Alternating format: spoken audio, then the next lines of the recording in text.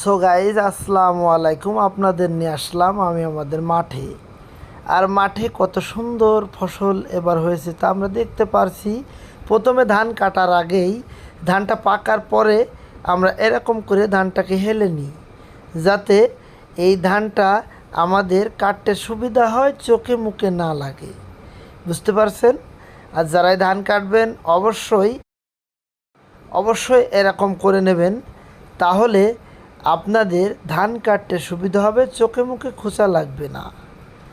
তা যাই হোক, ধান আমরা সুন্দর করে ধানটি ফেলে নিলাম। এবার চলেন ধান কাটি। এ দেখেন কত সুন্দর করে মেশিনের মতন আমরা কাঁচি দিয়ে ধানগুলো কাটছি, দেখে খুব মজা পাবেন।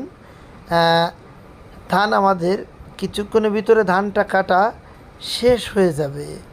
চলেন আমরা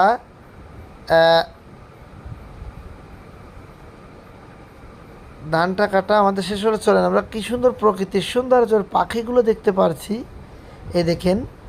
এই দেখেন আমাদের ক্যাবলাকান্ত ভাত নিয়ে আসছে। সে হাঁটছে, মনে হচ্ছে গায়ে 306 জ্বর, কিন্তু সমস্যা নাই, তারপরও সে ভাতগুলো আনতে পারছে। এখন ক্যাবলাকান্ত ভাতটা খুলছে, দেখা যাক কী দিয়ে ভাত সে আনছে। ও বাবা, এখনই খুলবে, আমরা সব অপেক্ষায় আছি। ওয়াও, একটা প্লেট, ওয়াও, খিচুড়ি আর ডিম ভাজি ক্যাবলাকান্ত আমার কাছে আগিয়ে দিলেন। দেখা যাক ক্যাবলাকান্তের ক্যাবলামি কেমন হয়, ক্যাবলামি কেমন হয় এটা দেখানোর জন্যে। যাই হোক, এই রোদ্দুরে কাজ করতে হবে, তারপরে ক্যাবলা খিচুড়ি খাচ্ছে আর ডিম ভাজি। ক্যাবলার কাজ কিন্তু ক্যাবলা মুখই হবে। ক্যাবলাকান্ত কী করছে দেখা যাক।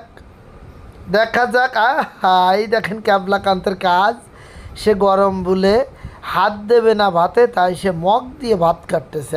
হাই ক্যাবলাকান্তের কাজ কিন্তু ক্যাবলার মতনই হয়। দেখছেন? ভালো থাকেন, সুস্থ থাকেন, তা নিয়ে